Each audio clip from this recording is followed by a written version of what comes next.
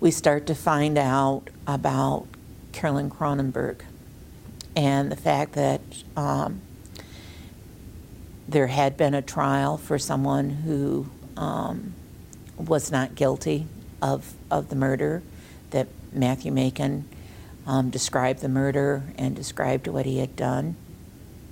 And you realize that if the correct person had been arrested for that crime, if Matthew Macon had been on trial, he'd been in the system, and my mother would be alive.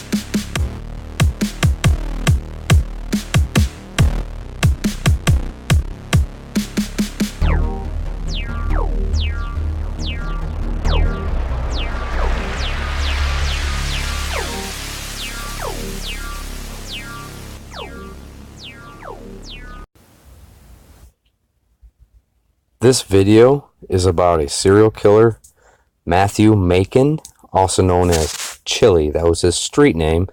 This serial killer, I remember I was in the town when it was happening. It terrorized me, myself, and my family. It made me worry about my kids and everything else. So this is something that's kind of like a little personal for me. And I figured that I don't see it at all on Facebook, Twitter, YouTube. It was even hard to find clips on the news clips and things like that. And I just don't think that enough people know about this serial killer, Matthew Emmanuel Macon, nicknamed Chili. Now, the clip that you just saw was a councilwoman in Lansing, Michigan, of Carol Wood. Her mother was killed. He was her third victim, actually, and she was bludgeoned to death in the head, and we'll get to that. But I want to give you a little background on Mr. Chili here, Mr. Matthew Macon. Matthew Macon, he was born in September 8th, 1979, in Lansing, Michigan. He had been in and out of jail since he was like 16 years old. But his father was very abusive to him when he was growing up. He was very abusive to his sister, both physically and sexually. And, to add to the trauma of him abusing him, Matthew Macon, we're talking about, he had to witness his father continuously sexually abuse his sister. And when he sexually abused his sister, he used objects like sticks and broom handles and things like that in her vaginal cavity. So in 1983, his sister was placed into a foster home and leaving her brother behind in the horrible childhood home that they had to live in. And then later on, Macon himself was placed into a foster home as well, and that he subsequently ran away from back in 1989. Now, it was during this moment of freedom that he had, that he, at 16 years old, he sexually assaulted a 14-year-old. And when he did that, he used an object, a stick. Sexually assaulted a 14-year-old when he was 16 with a stick in her vaginal cavity. Macon broke into a bike shop and a local comic book store in Lansing. And during his incarceration for his sexual assault, there was a court hearing back in 1996. Macon was 16 years old at this time. The referee in the trial stated that regardless of the progress he had made in jail, he would need lifetime vigilance to ensure that he never reoffended again. What people remember of Matthew Macon, or Chili, was the 5 murders, 6 assaults, and 5 rapes, and 1 attempted rape. and was, on his victims during a 2-week period. Now, this happened back in 2007. What people don't remember is the 2 killings that he did before that. We start to find out about Carolyn Cronenberg and the fact that there had been a trial for someone who was not guilty of the murder, that Matthew Macon described the murder and described what he had done. And you realize that if the correct person had been arrested for that crime, if Matthew Macon had been on trial, he'd been in the system, and my mother would be alive. The killings involved 2 people at Lansing Community College. One was working at the Lansing Community College. Both were sexually assaulted and killed. One was sexually assaulted with an object in the vaginal cavity as well.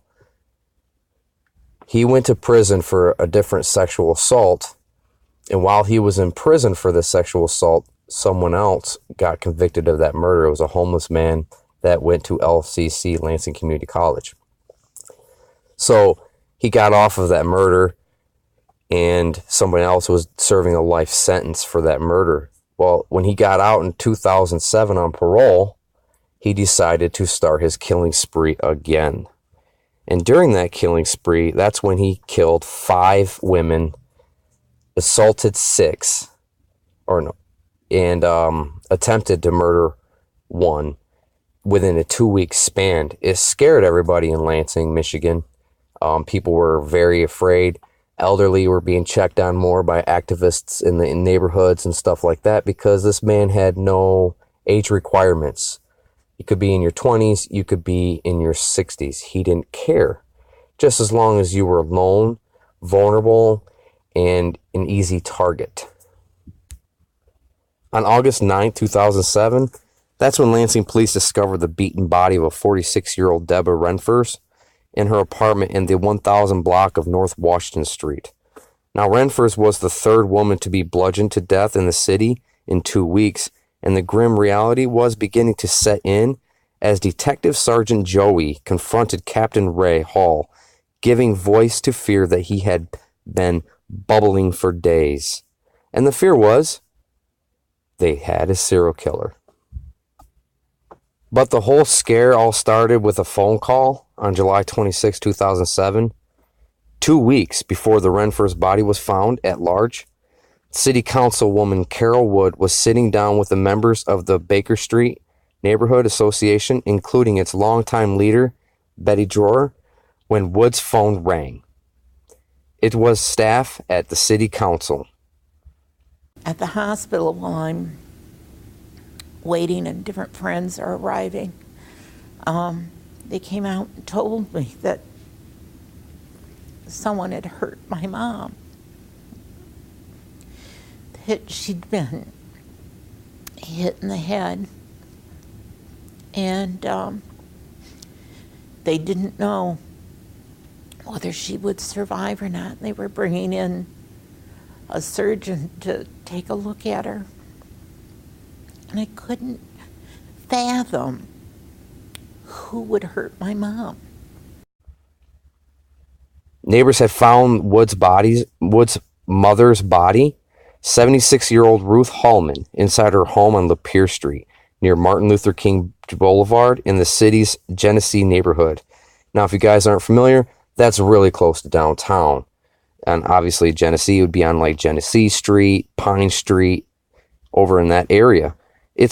Back then, it was not a good area. They had a lot of crime.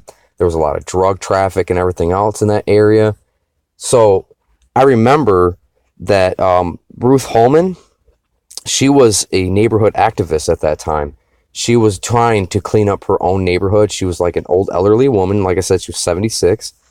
So she would, really turn in these people who were drug dealers and murderers and things like that. She was always keeping an eye out, and she was turning these people in, trying to clean up her own neighborhood, which was, she was a good person in her neighborhood and doing everything she could to make things better.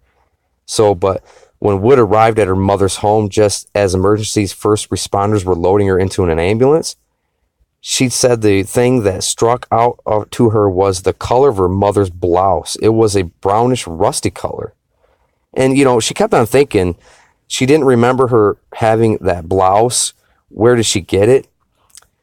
Days later, it just dawned on her. It wasn't a new blouse. It was soaked in her own mother's blood. Now, could you imagine remembering one of the last memories of your mother before she was put into the ground as her blouse just be soaked with her own blood? That's just crazy. That's how brutal these murders are. This guy he beat the crap out of these women, and then he sexually assaulted them, and he beat them until they were dead. So, it's really crazy. Now, the 76-year-old woman fought for her life. She fought in the hospital. And, she couldn't fight physically with with the man punching him and stuff, but she fought for her life in the hospital. And, it was 2 days later before she passed away. And it's horrible. It really is horrible. When Matthew Macon was asked about that murder, he actually admitted. He said he pulled out the little drawer he pulled the little drawer out and he seen a hammer. That's what he told the detectives. And she had her head down, and then he hit her in the head. Boom. And when it hit her in the head, she tried to cover her head up, and he hit her again in the side of the head. And then it just went right into her head. He even stated it went right in her head and it knocked a hole in it. This guy just didn't even faze him. He didn't care. The crazy thing, though, was the confession that he made. It wasn't admitted in Macon's trial months later, so the jurors never even heard his detailed descriptions. 2 years after his 2008 conviction, the transcript was released by prosecutor Stuart Dunnins III, and that's how everybody found out. And it was heavily redacted. All that stuff was heavily redacted. The quotes from the confession came from an unredacted copy of the confession obtained by the City Pulse, which is a free news paper type thing that they do on that city. It was really hard for them to find the killer for Hallman's killer, because typically in an investigation those motives are limited to one or two individuals. But because she was an activist and she had so many really bad enemies from people that she was turning in, things like that, they had a huge list that they had to go through. They even had to get an informant involved. The informant came in, gave him a list of 5 people that she just pissed off recently. And those 5 people were picked up later on when the informant, had them all in an apartment. There was actually 4 of them in the apartment at the time. The Lansing police came, they arrested 4 of those 5, and then they found the 5th later on and heavily questioned them and interrogated them and found out that they had nothing to do with it. Then they were just back to square one. They didn't know what to do at that point. So that was really, really hard for them. And this is before they even knew they had a serial killer on their hands. All of Matthew Macon's victims, they lived alone. And that's what made it easier for him to commit all these heinous crimes. The reason he was caught is due to a would-be victim. He tried to attack this female. She was one of those people that would, every time somebody needed some money or whatever, they would knock on her door. She would allow them to do odd and ends jobs, mow lawns and things like that. So she went ahead and thought he was just another one of those people, and he wanted to do something. And at that time she said, well, hold on, let me go inside and get some money and something. And he followed her into her home. She even told him, she said, my dog is here and my dog's on steady and restless against other people and strangers, so just wait right here. Well, he walked into her home, shut the door. That's when he attacked her. The dog actually attacked him, which caused him to run away. And after he ran away, that's when he was beating the crap out of her, though. That's why the dog attacked. The dog was actually sleeping upstairs. The dog come running downstairs. The dog attacked him. And, that's when he ran away. But she was already beaten, so she got a chance to call 911. She was barely, really trying to survive at that point. The ambulance came, took her to the hospital. She was actually lived and was able to do a sketch for the sketch artist. And that's how they became, unaware of who it really was, because he was in and out of jail constantly. So the police really knew who this guy was personally, but they had no idea he was that guy who did the serial killer. Now remember, he was on parole. He was just released from prison for different crimes. So this was right around the time when Jennifer Granholm, governor of Michigan at the time, was doing like overcrowding, releasing a bunch of prisoners and allowing them to get their parole, which made the parole easier and everything else, so they can get their parole sooner than they most normally would. And so he shouldn't have even been able to be released. So while he's doing these killings, he's reporting to his parole officer at the same time. So that's what's really, really crazy about it. But that dog, who is the one pretty much what is the reason why they caught him before he was able to commit more murders. It was really, really nuts. That dog was a hero. It really is. So we have July 26, 2007 was Ruth Hallman. She was 76 years old and she was beaten in her own home and passed 2 days after while she was in the hospital. Next was the Deborah K Cook. On August 7th, the 36-year-old woman's body was found on the east side of Lansing in Hunter Park. Now, when she was found beaten to death and found naked below the waist with an object in her vaginal cavity, a stick. This is how disgusting this guy was, and it was a tell of rape, obvious. Then on August 9th, brought the next victim in Macon's spree, Deborah Wren. She was 46 years old, who had just recently moved into her new home in the Old Town District. A gorgeous area, by the way. It's a really nice place, as far as like Lansing goes. It's just south of downtown Lansing. All of her friends stated that this move was a fresh start for her, easing her past of sex work after her move. In other words, she was a prostitute and she was trying to move on. And she ended up being a house cleaner to revert her desire toward going back to her old lifestyle. She was also found beaten to death. The fourth victim is Sarah Etchen. Date was unknown. They couldn't figure out what time, or day she was actually, died. But it was during the same weeks as the others. She was found dead in her apartment on the west side at the age of 64. And she was a GM retiree, General Motors retiree, and she was beaten to death. Then his fifth attack was just a day after.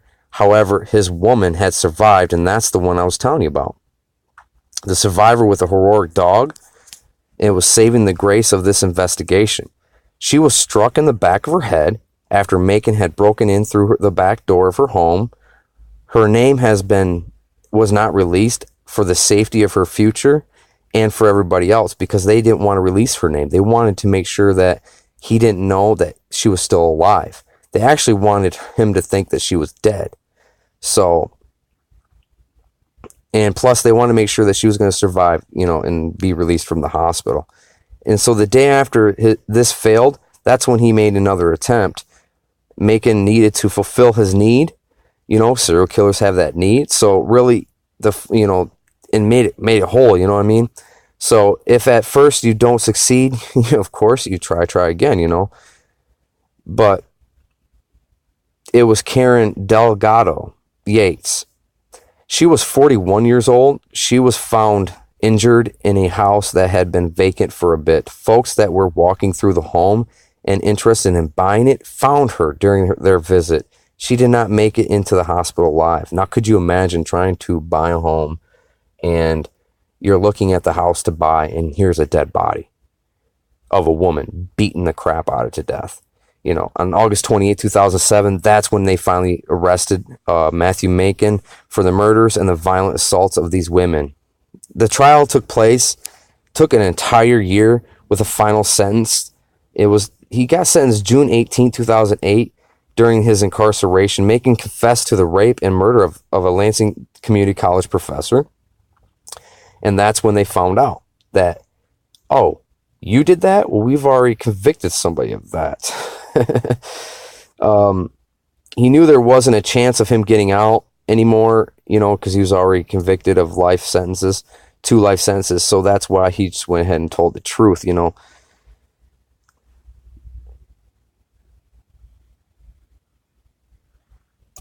The man who was first wrongly convicted was Claude McCollum. he had been convicted of this rape and murder, and his case was re-examined, and he was released, due to Macon's confession and DNA results. But he still had to wear a tether and everything else for a while, and it was nuts, But I'm sure he's very, very happy to be free. I mean, if it wasn't for this crazy serial killer, this sick fuck, or this sick dude, this sick guy, then that guy would never been able to be released. He'd been always charged with that.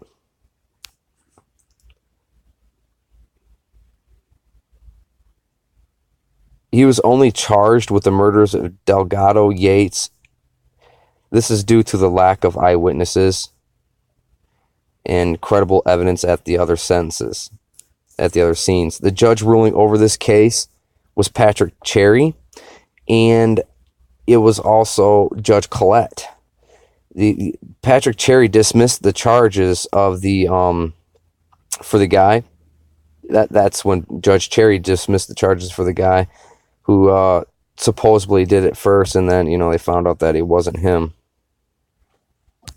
So from 2004 to 2007, that's when Matthew Macon committed heinous crimes. Luckily, his one slip up and the war dog is what helped him get caught.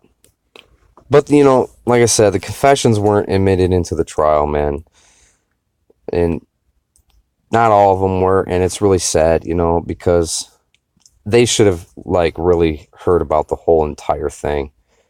They need to know what kind of a sick person this is.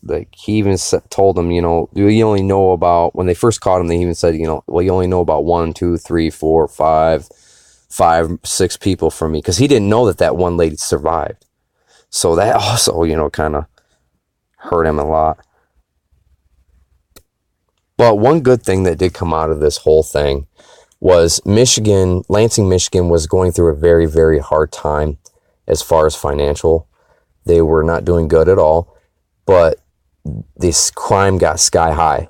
So they had to, they wanted to put up the police cameras and everything else in these very bad crime areas, the drug dealing areas, and get the crime down and get the streets safe again. But they didn't have the money, and they didn't have the backing of the community to do this. After the serial killer came through, after Matthew Macon Chili came through and started doing all these murders in 2 weeks while he was on parole, that's what helped, because one of the first women he killed was the councilwoman Carol Wood, her mother.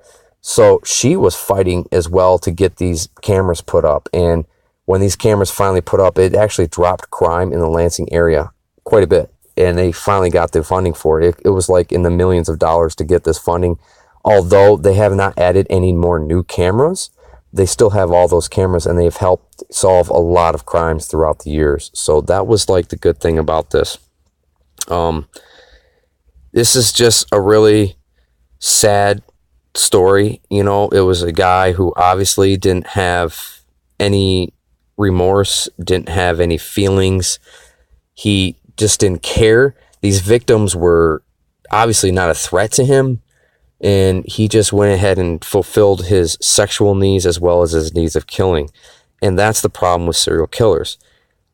I'm not saying as to stick up for the guy, but a lot of these serial killers are, go through a really abusive childhood sexually and physically, and are forced to watch things. He was forced to watch his sister being sexually abused with objects, and he turned around and did the exact same thing with all of his victims.